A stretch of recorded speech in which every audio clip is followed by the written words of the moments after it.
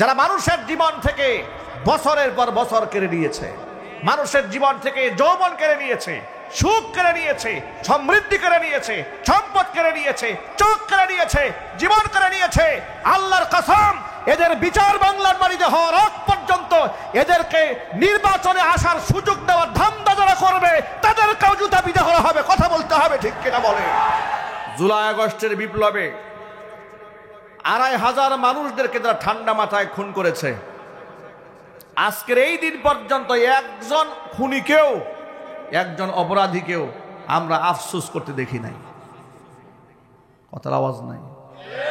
বিগত ১৬ বছরে হাজার হাজার আলেমদেরকে বিনা অপরাধে যারা মামলায় ঢুকিয়েছে, শত শত আলেমদেরকে গরুর রশি দিয়া বেঁধে টেনে টেনে পায়ে ডান্ডা বেরি লাগিয়ে যারা আদালতে হাজির করেছে, আজ পর্যন্ত দুঃখ প্রকাশ করে একটা স্টেটমেন্ট দিয়েছে, একটা প্রমাণ কেউ দেখাতে পারবে না। কথা ঠিক কিনা বলেন? সুতরাং এরা আবু জেহেলের নাতিপুতি, এতে কোনো সন্দেহ নাই। আর ওই আবু জেহেলের নাতিপুতিদের জন্য যারা মায়া কান্না কান্দে, এদের গায়ে আবু জেহেলের রক্ত আছে, এতে কোনো সন্দেহ নাই। কে কোন দল করেন এটা আমি জানি না, জানার কোনো প্রয়োজনও মনে করি না। আমি শুধু মনে করি খুনির কোনো দল থাকতে পারে না, অমানুষের পক্ষে কোনো সাপোর্ট থাকতে পারে না। সন্ত্রাসী গুন্ডাদের পক্ষে যারা কথা বলে তারাও গুন্ডা। শাপলা চত্বরে শত শত মানুষকে হত্যা করে ড্রেনে ফেলে দিয়েছে। কথা বলেন, ঠিক কিনা বলেন? কোনো খোঁজ খবর নাই। এই দেশ ৫৭ জন সেনা অফিসারকে হত্যা করে ফেলা হয়েছে।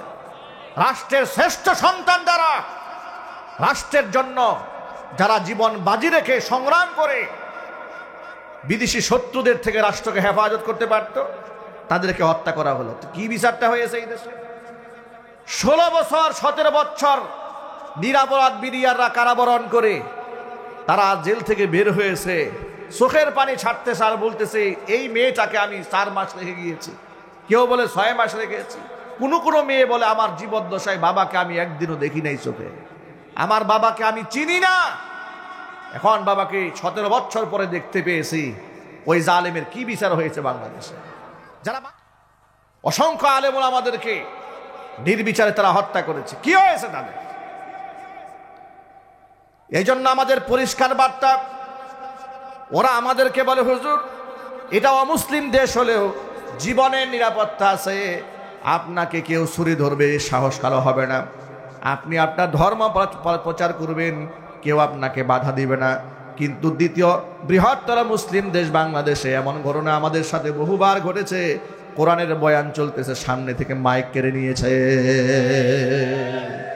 হয় নাই? আরো জোরে বলতে হবে, হয় নাই? আল্লাহর গজবে তারা নিপতিত হয়েছে। আমি আপনাদের উদাত্ত আহ্বান জানাই, এদেশ মুসলিম দেশ। কথা বলেন। এদেশে ইসলামের সম্মান যতদিন থাকবে এ রাষ্ট্র ততদিন থাকবে। যেদিন দেশে ধর্মের সম্মান থাকবে না সেদিন এই দেশটাও থাকবে না। অতএব ধর্মের সাথে, কোরআন সুন্নাহর সাথে কোনো কম্প্রোমাইজ চলবে না। ধর্মকে সকল স্বার্থের ঊর্ধ্বে স্থান দিতে হবে, ইনশাল্লাহ বলেন। কোরআন আগে, আমার আল্লাহ আগে, আমার রসুল আগে, ঠিক কিনা বলেন? আল্লাহ ভুল করে যদি আপনি অনুশোচনায় ভোগেন, আল্লাহ আপনাকে ক্ষমা করে দিবেন। কিন্তু বান্দার হক আদায় না করে, বান্দার হক নষ্ট করে যদি আপনি হজও করেন, উমরাও করেন, আল্লাহর কসম হজ উমরা শুধু নয়, আল্লাহর পথে গিয়া জিহাদ করে যদি শহীদ হয়ে যান, কিয়ামতের দিন এই শহীদরা যাদের বিনা হিসেবে আল্লাহ জান্নাত দিবেন, বান্দার হক নষ্ট করলে শহীদদেরকে আল্লাহ কিয়ামতের দিন আসামি বানায়া দিবেন। জিবরাইল আলাইহিস সালাতু ওয়াস সালাম একদিন আল্লাহর হাবিবের কাছে এসে বলেন, ইয়া রাসূলুল্লাহ, আপনার উম্মতদেরকে জানিয়ে দেন যারা আল্লাহর পথে জীবন দেবে, শহীদ হয়ে যাবে, তাদের কোনো হিসাব হবে না, বিনা হিসেবে ওরা জান্নাতে চলে যাবে। জোরে জোরে বলেন সুবহানাল্লাহ। এই কথা যে মজলিসে বললেন, ওই মজলিস থেকে উঠে দাঁড়াবার আগে সাহাবীদেরকে নবীজি আবার ডাকলেন, তোমরা বসো। একটা কথা এই মাত্র জিবরাইল এসে বলে গেল, সেটা হলো শহীদরা যদি বান্দার হক নষ্ট করে গিয়ে থাকে, কিয়ামতের দিন শহীদদেরকেও বান্দার জন্য আল্লাহর আদালতে জবাবদিহিতা করতে হবে। ভাবা যায়, শহীদ যাদের কোনো হিসাব নাই তাদেরও হিসাব হবে কিয়ামতে, যদি বান্দার হক নষ্ট করে গিয়ে থাকে। আর আজকে আমরা বান্দার হকের ব্যাপারে চূড়ান্ত উদাসীন। ক্ষমতা পেলেই জমি দখল, ক্ষমতা পেলেই বাড়ি দখল, ক্ষমতা পেলেই ফ্যাক্টরি দখল, ক্ষমতা পেলে বাজার দখল, চাঁদাবাজি করার জন্য গরিবের পেটে লাথি মেরে যারা মানুষের পকেট থেকে টাকা ছিনায় নেয়, এমন জালেম চাঁদাবাজ দেশের মধ্যে আছে না নাই? কুলি মজুর ঠেলাওয়ালাদের কাছ থেকে চাঁদা নেয়, একটা লেবু বিক্রি করে বেচারা, তার কাছ থেকে চাঁদা নেয়। ঠিক না ভাই? এ কি সত্য না অসত্য? আপনারা বলেন তো, এই হারামখোরেরা হজ করলে কি ফায়দা হবে? এই হারামখোরা উমরা করলে কি ফায়দা হবে? মসজিদ মাদ্রাসায় দান করলেই বা কি ফায়দা হবে? কোনো লাভ আছে? কোনো লাভ নাই। এটা আমার কথা নয়, আল্লাহর কসম, এটা আমার কথা নয়। ১৫০০ বছর আগে নবী করিম সাল্লাল্লাহু আলাইহি সাল্লাম বলেছেন, লা ইয়াদখুলুল জান্নাতা লাহমুন নাবাতা মিনাস সুহতি। ওই গোশতের টুকরা আল্লাহর জান্নাতে যাবে না যে গোশত বেড়ে উঠেছে হারাম রক্ত মাংসে, যে দেহ বেড়ে উঠেছে ওই দেহ আল্লাহর জান্নাতে প্রবেশ করবে না। এমন কি হারামখোর যদি আল্লাহর কাছে দোয়া করে, আল্লাহ পাক তার দোয়াও কবুল করে না। আল্লাহ পাক আমাদের হারাম থেকে বেঁচে থাকার তৌফিক দান করেন। জোরে বলেন আমিন। সুদ খাওয়া, ঘুষ খাওয়া, শূকরের গোশত খাওয়ার সমতুল্য গুনাহ। নাউজুবিল্লাহ পড়ে। শূকরের গোশত খাওয়া হালাল না হারাম? শূকরের গোশত খাওয়া যেমন হারাম, সুদ খাওয়া তার থেকে ভয়ঙ্কর হারাম। কারণ শূকরের মাংস খাইলে নিজের মার সাথে জিনা হয় এমন কথা হাদিসে নাই, কিন্তু সুদ খাইলে নিজের মায়ের সাথে জিনা করার সমতুল্য গুনাহ হয় বলে হাদিসে লেখা আছে। ঘিন্নার সাথে বলে নাউজুবিল্লাহ। সুদ আর ঘুষ একই জিনিস, হারাম। এটা খাবেন না, এতে কোনো সুখ নাই, এতে কোনো শান্তি নাই। সব মনে রাখবেন, কোরআনে কারিমে আল্লাহ পাকের একটা ওয়াদা আছে। আচ্ছা, আপনাদের কি মনে হয় আল্লাহ পাক কোরআনে কোনো অহেতুক কথা বলেছেন? জোরে আওয়াজে বলেন। আল্লাহ রাব্বুল আলামিন মানুষের সাথে ওয়াদা করেছেন, বান্দারে তুমি যদি ঈমানের সাথে, বিশ্বাসের সাথে ভালো কাজ করো, তোমার সাথে আমি আল্লাহর একটা ওয়াদা থাকলো। সেই ওয়াদা কি? শোনো, মান আমিলা সালিহাম মিন যাকারিন আও উনসা ওয়া হুয়া মুমিন ফালানুহইয়ান্নাহু হায়াতান তাইয়্যিবা ওয়ালানাজজিয়ান্নাহুম আজরাহুম বিআহসানি মা কানু ইয়ামালুন। নারী হোক কিংবা পুরুষ হোক, ঈমানের সাথে যদি কোনো বান্দা বান্দি ভালো কাজ করে, আমি আল্লাহর ওয়াদা রইল তাদের জন্য, তাদেরকে আমি 2টা পুরস্কারে পুরস্কৃত করব। একটা পুরস্কার দেব আমি আল্লাহ দুনিয়াতে, আরেকটা পুরস্কার দেব তাকে আমি আখিরাতে। দুনিয়ার পুরস্কারটা হচ্ছে ফালানুহিয়ান্নাহু হায়াতান তাইয়্যিবা, ব্যক্তিকে আমি উত্তম জিন্দেগি উপহার দেব। উত্তম জীবন এমন জীবন, পেটের মধ্যে খাবার না থাকলেও মনের মধ্যে তৃপ্তি থাকবে, সুখ থাকবে। জোরে জোরে বলেন সুবহানাল্লাহ। এমন সুখ আমি তাকে দেব, রাস্তায় যদি ইট মাথায় দিয়ে শুয়ে থাকে সে ঘুমাতে পারবে, অসুবিধা হবে না। আর ঘুষখোর, লম্পট, বদমাশ যারা হাই সিকিউরিটির মধ্যে থাকার পরেও, এসি ডিসি দামি বিছানা জাজিম থাকার পরেও, তোষক থাকার পরেও কলিজার মধ্যে শান্তি নাই, অশান্তির আগুন দাও দাও দাও দাও করে জ্বলতে থাকবে, অন্তরের মধ্যে সুখ কি জিনিস খুঁজে পাবে না। তার একটা প্র্যাকটিক্যাল প্রমাণ দিই আপনাদের সামনে। সুইডেন একটি রাষ্ট্রের নাম শুনেছেন? ইউরোপ কান্ট্রি, একটা বিরাট আধুনিক একটি রাষ্ট্র পৃথিবীর মধ্যে সুইডেনে সরকার সেখানকার বিজ্ঞানীদের তত্ত্বাবধানে আবিষ্কার করেছে মৃত্যুপথ। মানে হচ্ছে আত্মহত্যা করার জন্য, সুইসাইড করার জন্য সুব্যবস্থা আছে। আবার তারা লিখে দিয়েছে যন্ত্রণাবিহীন যদি কেউ আত্মহত্যা করতে চায় তাহলে 1 মিনিটে এই পটের মধ্যে ঢুকবে, ইলেকট্রিক মেশিন অন করা হবে, 1 মিনিটে যন্ত্রণাবিহীন সে মারা যাবে। যদি বলেন নাউজুবিল্লাহ। পাগলের মাথা নষ্ট হয়ে গেছে। আচ্ছা, মৃত্যুর সময় তার যন্ত্রণা হলো না এ কথার স্টেটমেন্ট কি কোনো মরা ব্যক্তি জিন্দা হয়ে বলছে যে ভাই কি সুন্দর মরা, তাড়াতাড়ি আসেন, একটু আগে আমি মরছি, কোনো কষ্ট হয় নাই, আপনারা আসেন এখানে? এমন কথা কি দুনিয়ার কোনো মরা মানুষ বলছে? এই পাগলগুলা তাহলে এই কথা কেন বলে? ওরা বলল যে আসেন এখানে মরেন, 1 মিনিটে মরবেন, কোনো প্রকার যন্ত্রণা ছাড়া। কোরআন বলছে ওয়াজাআত সাকরাতুল মাউতি বিল হক, অবশ্যই সাকারাত আসবে। আর মৃত্যু যন্ত্রণা সম্পর্কে নবী মুসা কালিমুল্লাহর কাছে প্রশ্ন করা হয়েছিল, মৃত্যুর অভিজ্ঞতা আপনার কাছে কেমন? মুসা কালিমুল্লাহ জবাবে বলেছিলেন, অভিজ্ঞতা আমার কাছে এমন, কোনো একটা জিন্দা ছাগলের গা থেকে তাকে জবাই না করে, হত্যা না করে, গা থেকে চামড়া যদি টেনে ছিঁড়ে ফেলা হয়, ছাগল যতটুকুন ব্যথা অনুভব করবে, মৃত্যুর যন্ত্রণার অনুভূতি আমার কাছে ঠিক তেমন। নাউজুবিল্লাহ পড়েন, আরো জোরে বলেন নাউজুবিল্লাহ। কত ভয়াবহ কথা এটা। আর সেই মৃত্যুর ব্যাপারে সুইডেন থেকে আবিষ্কার করা হলো মৃত্যু পর কষ্টবিহীন মারা যাবে। আমি এখান থেকে যা বোঝাতে চাই সেটা হলো, শোনেন, আত্মহত্যার যন্ত্র আবিষ্কার হওয়া দরকার যৌক্তিকভাবে। বাংলাদেশ সহ পৃথিবীর মধ্যে দরিদ্র রাষ্ট্র যেগুলো আছে সেই দেশের মধ্যে মৃত্যুপথ বানানো দরকার, ঠিক না? খেয়ে থাকে, না খেয়ে থাকে, বস্তিতে থাকে, যাদের খাবার অধিকার নাই, ঘুমানোর নিশ্চয়তা নাই, পকেটের নিশ্চয়তা নাই, জীবনের নিশ্চয়তা নাই। এই দেশে কি জীবনের নিশ্চয়তা আছে? একটু জোরে বলতে হবে, সৎ সাহস নিয়ে বলেন তো। আমার কাছে আমেরিকা থেকে, নিউ জার্সি থেকে আমার কিছু ভক্তবৃন্দরা আগামী রমজান মাসে আমাকে ইনভাইট করেছে নিউ জার্সি আমেরিকাতে। ওরা ইউটিউবে আমার বয়ান শুনেছে, তারা বললেন হুজুর আপনি এখানে তাফসির মাহফিল করবেন আর তাফসির করবেন রমজানে, এই জন্য আমরা ইনভাইটেশন পাঠিয়েছি। গত বছরে দিয়েছিল, ভিসা হয় না, আবার পাঠিয়েছে। ওরা কিছুদিন আগে আমাকে ফোন করে বলে হুজুর আপনি এক কাজ করেন, আপনি ইউরোপে একবারে চলে আসার জন্য একটা মাথায় চিন্তা রাখেন। আমি বললাম কেন? আমি ইউরোপ সেটেল হব কেন? আমি বাংলাদেশ আমার মাতৃভূমি।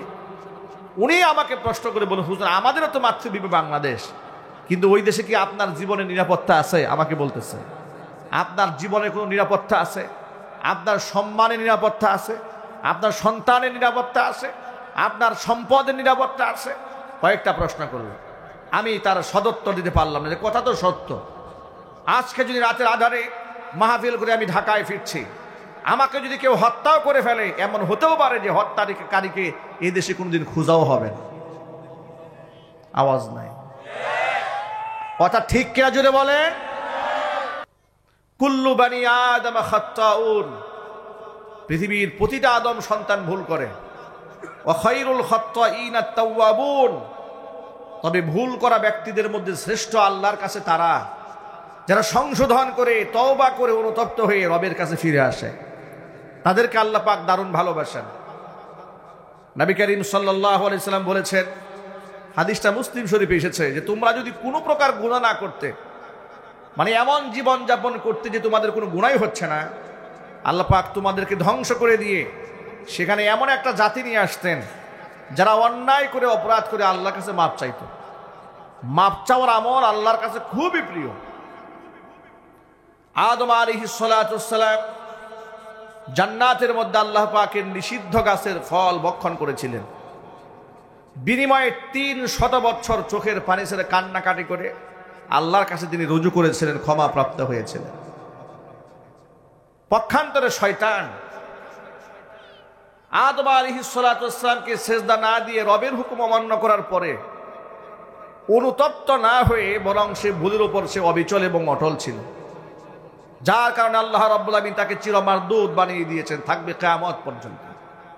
বন্ধুগণ আমার, আল্লাহ রাব্বুল আলামিন ইমানদার বান্দাদের ফজিলত এবং তাদের মর্যাদা, মুত্তাকি এবং তাকওয়াবান ব্যক্তিদের গুণাবলী কোরআন মাজিদে বিভিন্ন আয়াতে, বিভিন্ন রঙে, বিভিন্ন ঢঙে, বিভিন্ন আঙ্গিকে আল্লাহ আলোচনা করেছেন।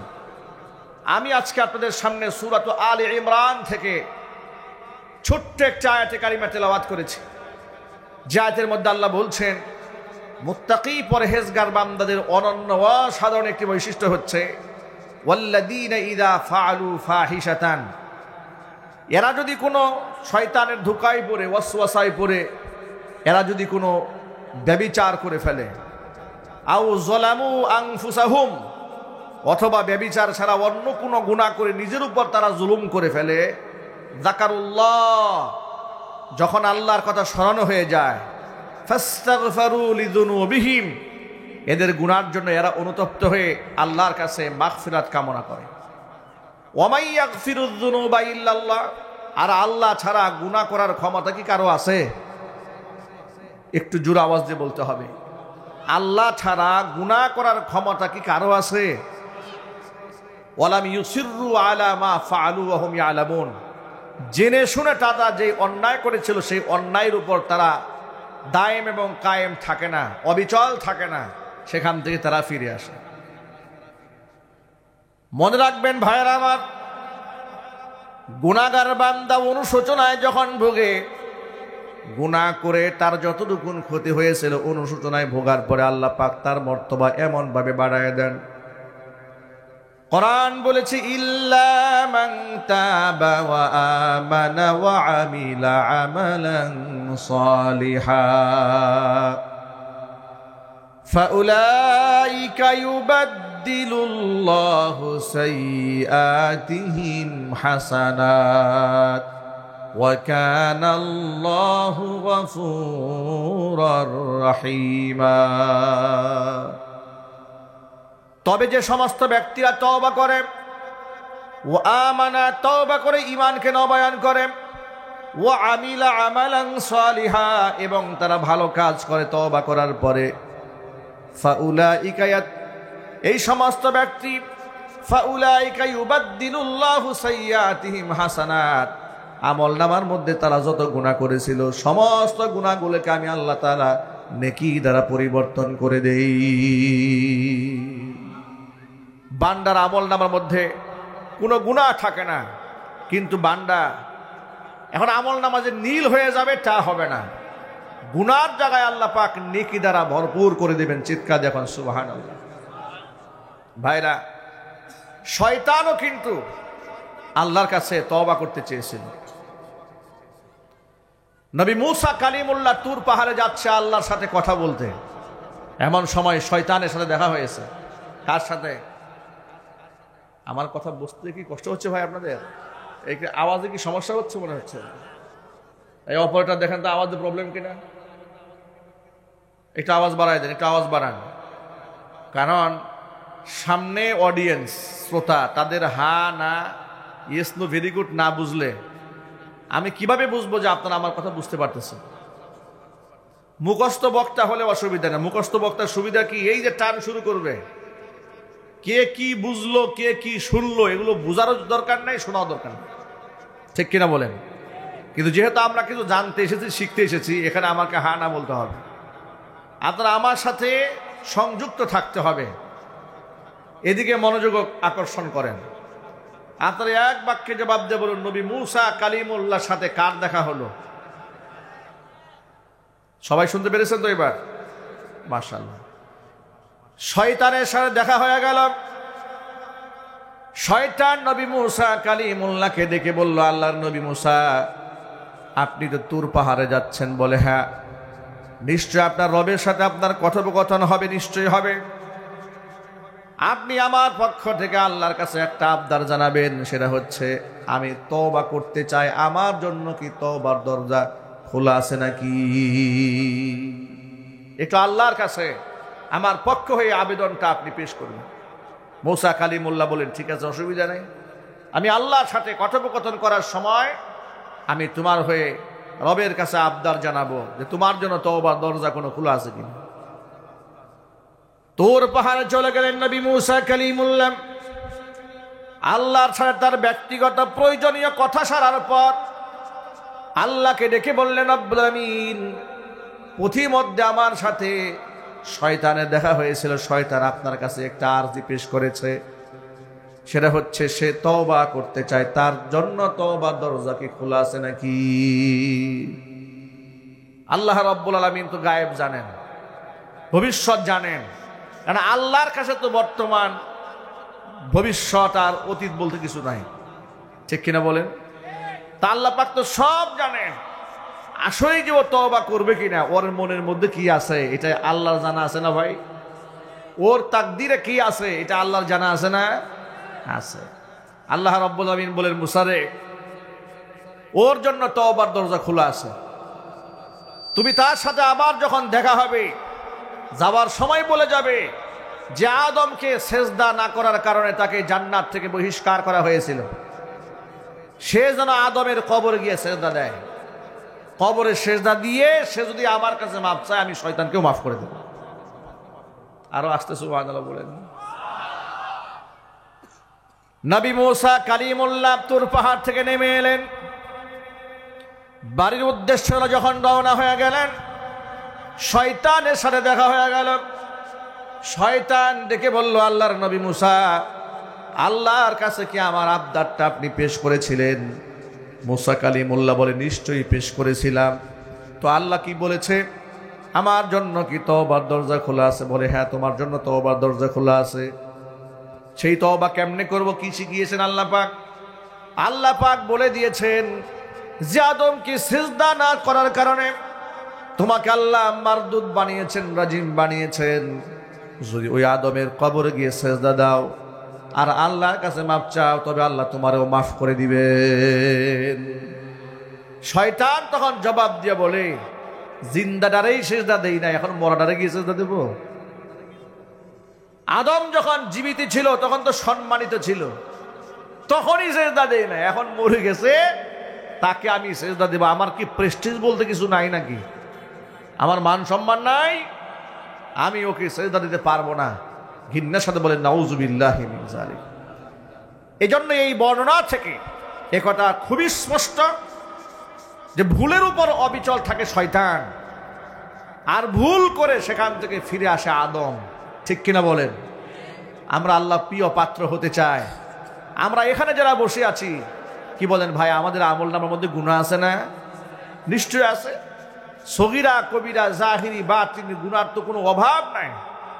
আমাদের গুনার যদি কোনো দুর্গন্ধ থাকতো, তাহলে এই যে আমরা জমে একজন আরেকজনের পাশে বসে আছি, আমরা কেউ কারো পাশে বসতে পারতাম না, ঠিক কিনা বলেন? কিন্তু আল্লাহর দয়া, আল্লাহ পাক আমাদের গুনাহগুলোকে লুকিয়ে রেখেছেন। যদি বলেন সুবহানাল্লাহ। আমি সূরা আলে ইমরান থেকে যে আয়াতে কারিমা আপনাদের সামনে তেলাওয়াত করেছি, আল্লাহ পাক বললেন, মুত্তাকি বান্দা এরা কোনো গুনাহ করে ফেললে আমার কথা যখনই মনে পড়ে, অনুতপ্ত হয়ে আমার কাছে মাগফিরাত কামনা করে। যে গুনাহ তারা করেছিল সেই গুনার উপর তারা অবিচল থাকে না। এই আয়াতটি নাজিল হওয়ার একটা প্রেক্ষাপট আছে, একটা শানে নুজুল আছে, একটা সময় ছিল যে সময় আয়াতটা নাজিল হয়েছে। সেই কালক্ষণটা হলো, সেই প্রেক্ষাপটটা হলো, সেই আসবাবুন নুজুল হলো, শানে নুজুল হচ্ছে নবী করিম সাল্লাল্লাহু আলাইহি ওয়াসাল্লাম মদিনাতুল মুনাওয়ারায় মুসলিমদের সংখ্যা যেহেতু কম, আর সকল শ্রেণী পেশার মুসলমানেরা সামর্থ্যবান ছিলেন না, আবার জিহাদের ময়দানে যেতে হতো, তো সব মুসলমান যদি একসাথে জিহাদে যায়, তাহলে বাড়িতে মেয়েদের পাহারাদারির ব্যবস্থা করার দরকার আছে না? কথা বুঝতে কষ্ট হচ্ছে? সব মুজাহিদ যদি চলে যায় জিহাদে, এখন বাড়িতে কি পুরুষ লোক থাকার দরকার আছে না নাই? এখন এক পুরুষ থাকবে বাড়িতে, এক পক্ষ যাবে জিহাদের ময়দানে। নবী করিম সাল্লাল্লাহু আলাইহি ওয়াসাল্লাম আনসারী সাহাবী এবং মুহাজিরদের মধ্যে ভাই ভাই সম্পর্ক বানালেন। এমনকি আনসারীদের মধ্যে ভাই ভাই বানালেন।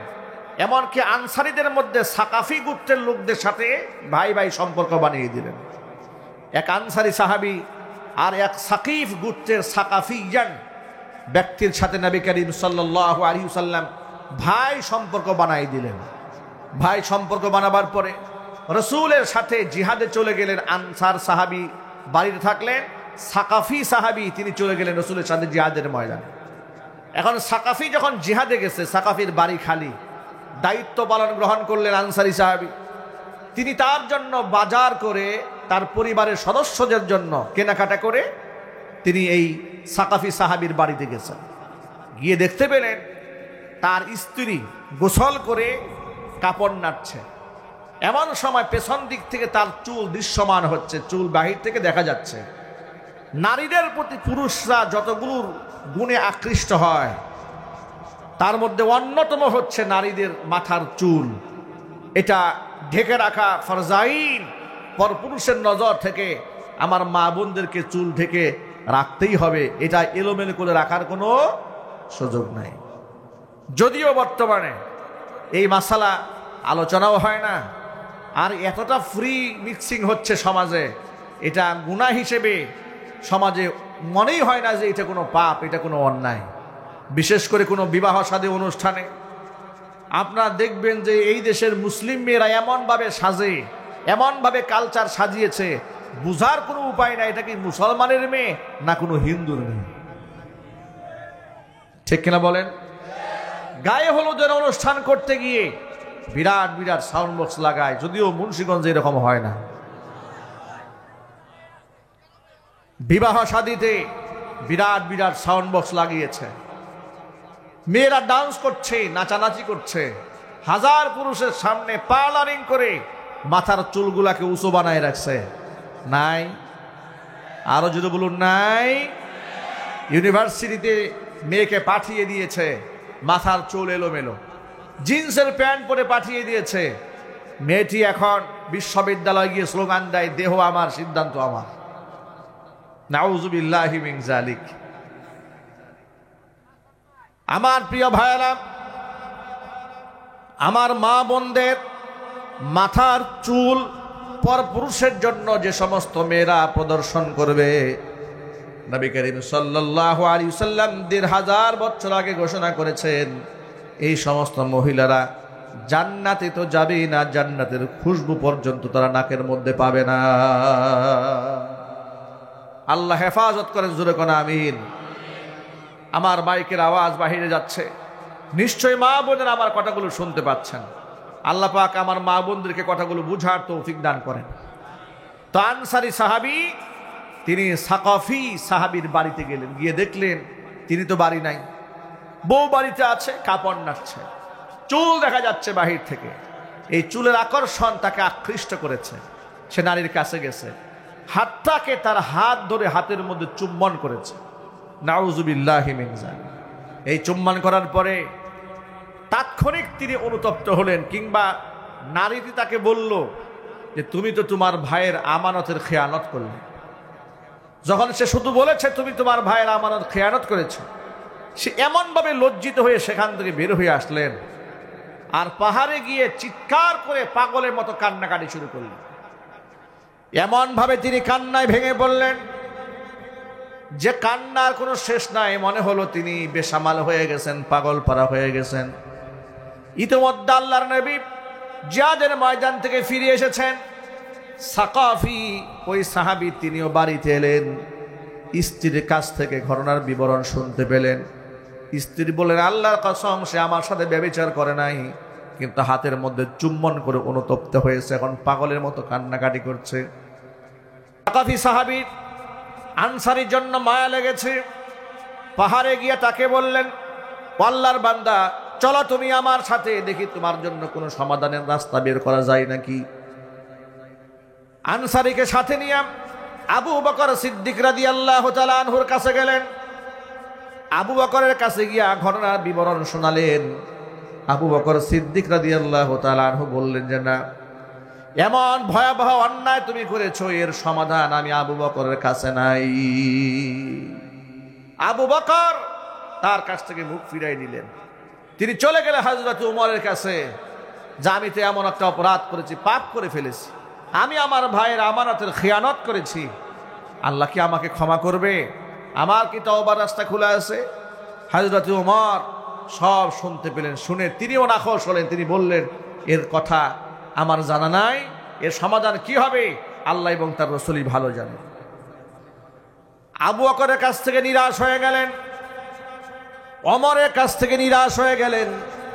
আল্লাহর নবী সাল্লাল্লাহু আলাইহি ওয়াসাল্লামের দ্বারস্থ হলেন, ভয়ে ভয়ে হুজুরের সামনে গিয়ে হাজির। ইয়া রাসূলুল্লাহ, ইয়া হাবিবাল্লাহ, আমি তো পাপ করে ফেলেছি, কদ আহলাকতু ওয়া হালাকতু, ধ্বংস করে ফেলেছি নিজেকে, নিজে ধ্বংস হয়ে গেছি, এত বড় অন্যায় করলাম। ঘটনার বিবরণ নবীজি সাল্লাল্লাহু আলাইহি ওয়াসাল্লামের সামনে পেশ করার পর নবীজি সাল্লাল্লাহু আলাইহি ওয়াসাল্লাম তার উপর গুসা হয়ে গেলেন, রাগ হয়ে গেলেন। হুজুর তার থেকে মুখ ফিরিয়ে নিয়ে বলেন, আল্লাহর বান্দা, তোমার ফয়সালা আমার কাছে নাই। ভাইরা আমার, বুঝে শুনে একটা জবাব দিবেন। যেখানে আবু বকর মুখ ফিরিয়ে নিলেন, ওমর মুখ ফিরিয়ে নিলেন, হাতটাকে মুহাম্মদ রাসূলুল্লাহ সাল্লাল্লাহু আলাইহি ওয়াসাল্লাম মুখ ফিরিয়ে নিয়েছেন। এখন এই ব্যক্তির কি যাওয়ার কোনো জায়গা আছে? বুঝে জবাব দেন। নাই। এই জন্য বলেছে বুঝে জবাব দিয়ে। যাওয়ার জায়গা আছে না? আছে। এই আনসারী সাহাবী তিনি হতাশ হলেন না, নিরাশ হলেন না, তিনি আবার পাহাড়ে চলে গেলেন। এমন ভাবে কান্না শুরু করলেন সেজদা দিয়ে, যে আল্লাহ রাহমাতুল লিল আলামিন আমার থেকে মুখ ফিরাই নিছে। রব্বুল আলামিন, একমাত্র তুমি আমার ভরসা, তুমি আমার একটা ফয়সালা করো। আমি তো অন্যায় করেছি, আমি অনুতপ্ত হয়েছি, আমি নিজের গুনার জন্য খুবই লজ্জিত। আল্লাহ রাব্বুল আলামিন তার তাওবা মঞ্জুর করে নিলেন। জিবরাইল আলাইহিস সালাতু ওয়াস সালামকে পাঠিয়ে দিলেন। জিবরাইল জামাত দোস্তের কাছে গিয়ে বল, ওয়াল্লাযীনা ইযা ফাআলু ফাহিশাতান আও যালামু আনফুসাহুম যাকারুল্লাহা ফাস্তাগফারু লিযুনুবিহিম ومن يغفر الذنوب إلا الله ولم يصروا على ما فعلوا وهم يعلمون। মানুষ যখন কোনো অন্যায় করে ফেলে, অন্যায় করার পর আমার কথা যখন মনে হয়ে যায়, গুনার জন্য সে অনুতপ্ত হয়ে আমার কাছে ক্ষমা প্রার্থনা করে, আর আমি আল্লাহ ছাড়া কেউ গুনাহ ক্ষমা করতে পারে না। নিজের ভুলের ওপর সে অবিচল থাকে না, অচল থাকে না। ওই সমস্ত ব্যক্তিদের জন্য কি রয়েছে শোনো, উলাইকা জাযাউহুম মাগফিরাতুম মির রাব্বিহিম ওয়া জান্নাতুম তাজরি মিন তাহতিহাল আনহারু খালিদিনা ফিহা আবাদা وَنِعْمَ أَجْرُ الْعَامِلِينَ। ওই সমস্ত ব্যক্তিদের জন্য রয়েছে ক্ষমা। এই অপারেটর, এই বাম পাশের মাইক্রোফোন তো বাজে না, অপারেটর কোথায়? অপারেটর এখানে বাজে না, এটা কাজ করতেছে না, এই একটা বাজতেছে, এটা আওয়াজও কমে গেছে। এটা যখন বন্ধ হয়ে যাবে, আওয়াজ একদম কম, কথা বলতে কষ্ট হচ্ছে। আওয়াজগুলো প্রথমে একটু ভালো দিয়েছিল, আবার কমাই ফেলছে। দেখেন তো ভাই কি সমস্যা, দেখেন, তাড়াতাড়ি দেখেন।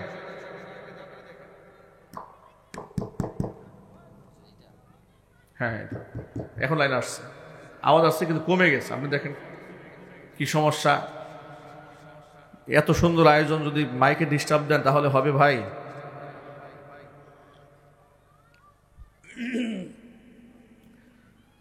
আল্লাহ পাক বললেন, যে ব্যক্তি গুনাহ করে, একটু রিভাব দিয়ে রাখেন ভাই, রিভাব দেন। গুনাহ করে যখন ব্যক্তি অনুতপ্ত হয়, ওয়ালাম ইউসিররু আলা মা ফাআলু ওয়া হুম ইয়ালামুন, গুনার মধ্যে ব্যক্তি যখন অবিচল থাকে না, উলাইকা লাহুম জাযাউহুম মাগফিরাতুম মির রাব্বিহিম, এই সমস্ত ব্যক্তিরা, তাদের জন্য আমি আল্লাহর পক্ষ থেকে রয়েছে ক্ষমা। যদি বলেন সুবহানাল্লাহ। তাদের জন্য রয়েছে জান্নাত, যে জান্নাতের পাদদেশ দিয়ে প্রবাহিত হয় প্রস্রবণ, চিরদিন তারা সেই জান্নাতের মধ্যে থাকবে। ভালো কাজ যারা করে তাদের বিনিময়ে কতই না উত্তম হয়। জোরে জোরে বলেন সুবহানাল্লাহ।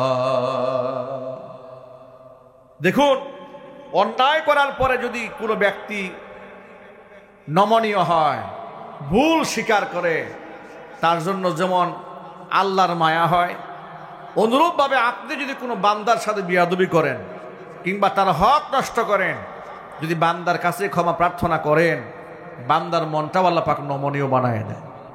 ঠিক কিনা বলেন?